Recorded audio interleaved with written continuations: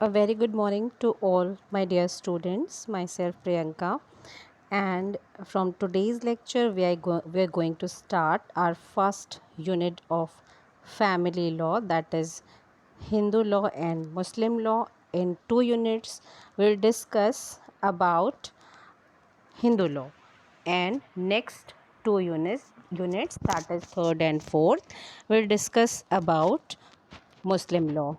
So, from today, we will start from Hindu law, and in Unit 1, the topics are joint Hindu family, in which the origin, nature of joint family and co-partitionary, the characteristics, features of co-partitionary, and distinction between co-partitionary and joint family, the classification of the property of joint family and the joint family property and separate property, and what who is karta and what are the position, parts and liabilities of karta, and the concept of debts we have to discuss. Okay, so from today we'll start from our first topic of first unit, that is joint Hindu family.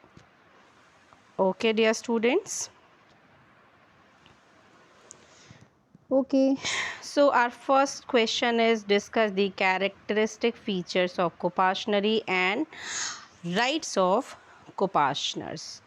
Okay, as we find in our college notes, the unique feature of Hindu society is the institution of joint family system comprising male members, their wives, children, his male antecedents, their wives, and unmarried daughters. Okay, so the first line of our notes describing the unique feature of Hindu society, the institution of which is a joint family system, and the joint family comprising the male members, his wife, children, male antecedents, and their wives and married daughters as well. Okay, within this unit of joint family system there is another unit known as co-partitionary, and the co-partitionary is a narrower body than joint Hindu family, and it consists of only male members upon 3 generations from the last male common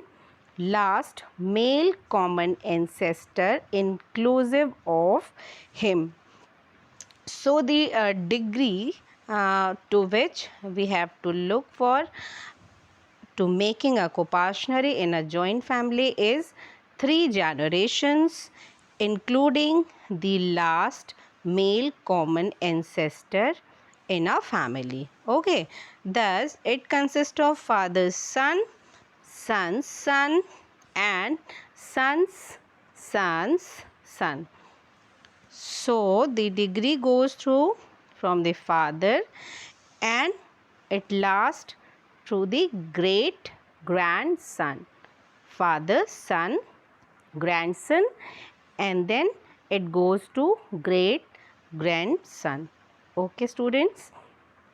It includes only those members who acquire a interest by birth in the joint property called as co-partitionary property, and the Supreme Court also in the case of Narendra versus WT Commissioner observed that the co-partitionary is a smaller body which includes only those male descendants upon 3 generations who have interest in the co-partitionary property by birth. So the Supreme Court also confirmed in the case of Narendra versus WT Commissioner that co-partitionary is a smaller body of a joint family, joint Hindu family, and which includes only those male descendants upon 3 generations who have interest in the co-partitionary property by birth. All right, I hope you all are getting my point.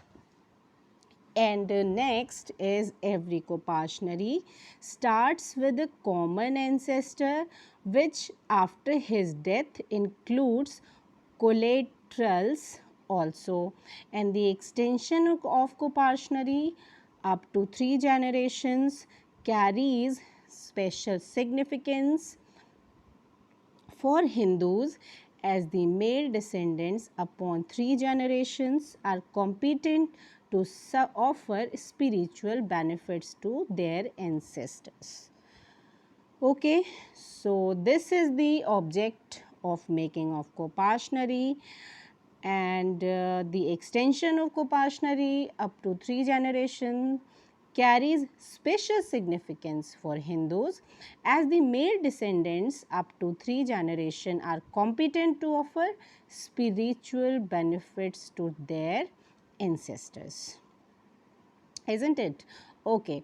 So what are the characteristic feature of Mitakshara Kopasnari?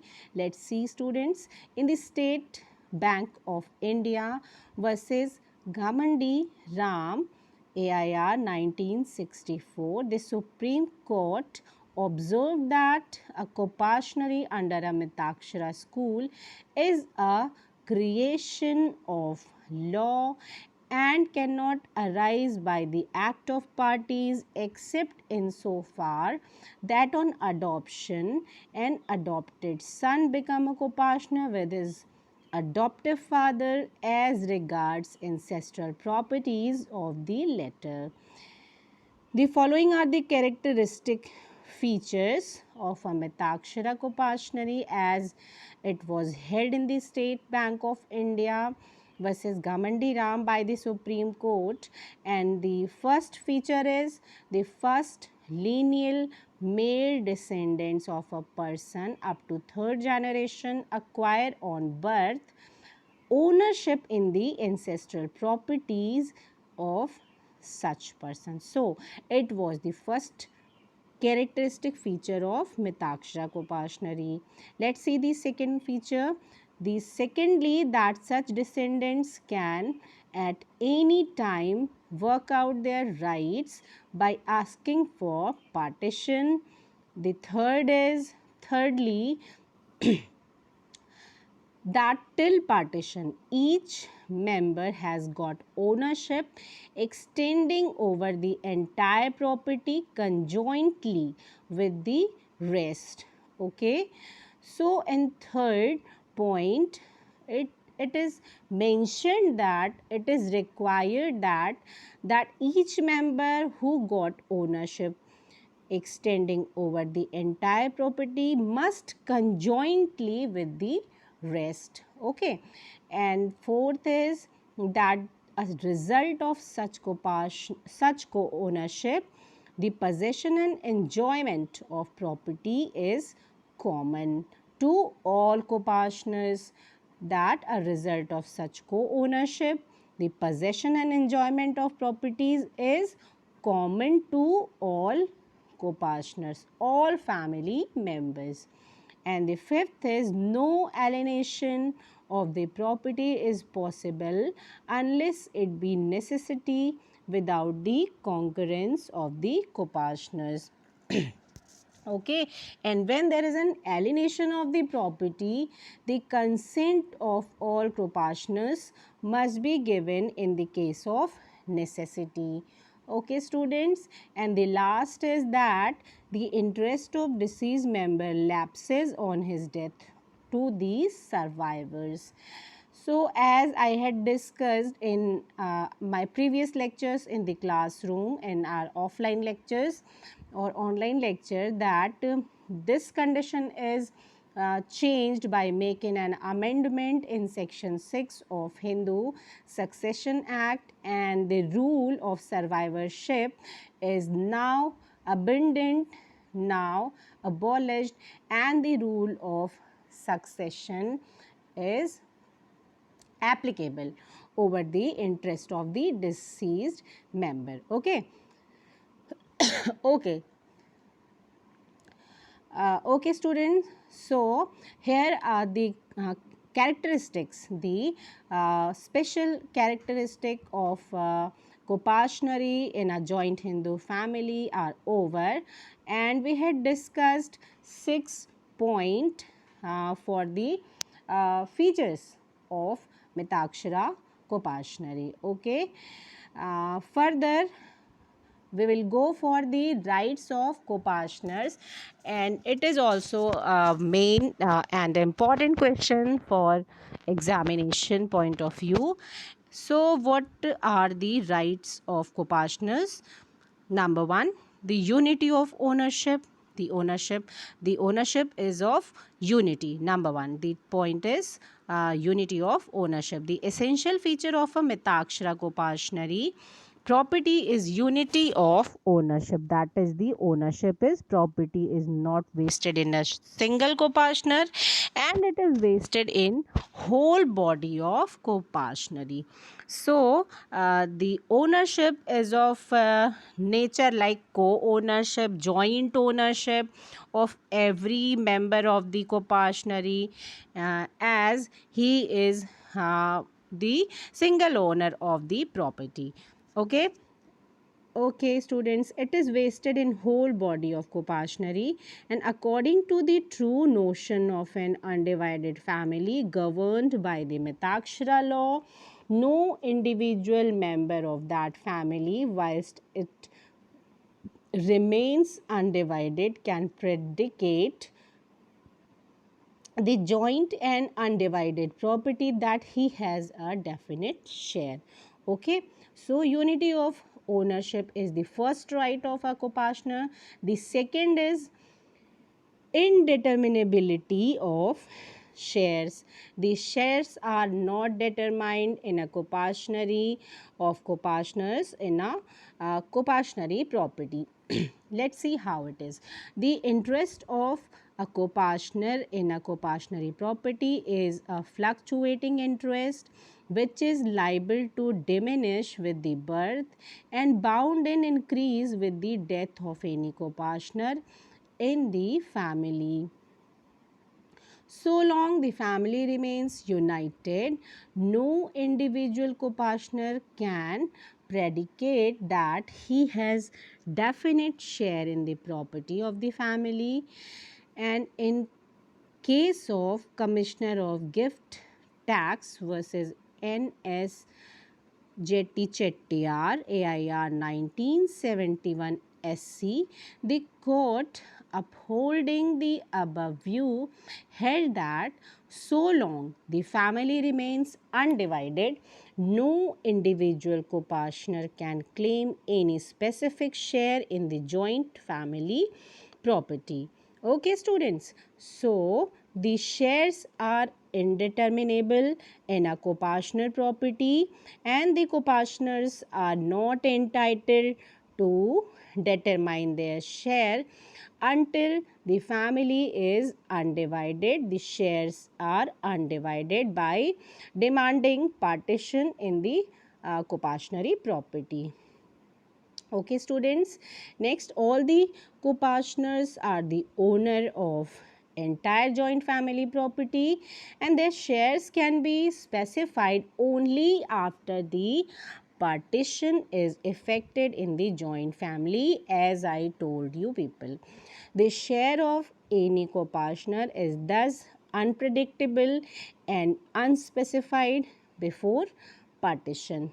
So, till the joint family is in existence, the shares are indeterminable, unspecified, unidentified, and after the partition of a joint family, the shares can be specified only of the Kopashners.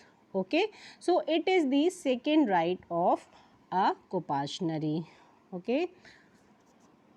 Kopashners. And the third right is community of interest. There is a community of interest in the Kopashnari property, and the moment a person is born in the family, he acquires an interest in the Kopashnari property in the sense that he has a right of common enjoyment, common use of all the properties, because as soon as he is born as a son, he assumes the membership of the community. And this line is now obsolete, and in place of son it should be son or daughter after the amendment made in 2005. And now the daughters are also the member of a family, the member of a co-partner. Okay, dear students. So it also signifies that no co-partner is entitled to exclusive possession of any part of the property, as it is the interest of all the co-partners in the co-partner property. Okay, students. So it is the third right of a co-partner that the community of interest rests over the whole co-partner property. Common use of all property, common enjoyment of all properties right every co-partner holds in a co-partner. Okay. The fourth right is exclusion of females. In Mitakshara co-partner, no female can be its member, though they are member of joint family. Even the wife, who is entitled to maintenance, enjoy only the right to maintenance, but she can never become a co-partner. Thus, a female does not have a right to demand partition, since she is not a co-partner. She cannot become the karta of the family. An alienation of the property of joint family by her will not be binding on her sons and daughters, and the alienation of her own share is not binding upon herself. Next is the fifth point, that is devolution by survivorship. One of the distinctive features of co-partner is that I'm sorry, that a co-partner interest of a co-partner in co-partner property on his death does not devolve on his heirs by succession, but on the other hand, it passes by survivorship to the other co-partners. Thus, right by the birth and right of survivorship are necessary incidents of community of interest and unity of ownership, which signifies joint possession, not an exclusive possession. So it is the fifth right of a co-partner, that is devolution by survivorship, which provides a distinctive feature of a co-partner, that the co-partner interest of a co-partner in a co-partner property on his death does not devolve on his heirs by succession. In fact, it passes by the survivorship to the other co-partners. Thus, this right by the birth and the right of survivorship are necessary incident of community of interest and the unity of ownership, which signifies joint possession and not an exclusive possession. Okay, dear students. And the last right is, that is sixth point, right of maintenance of co-partners.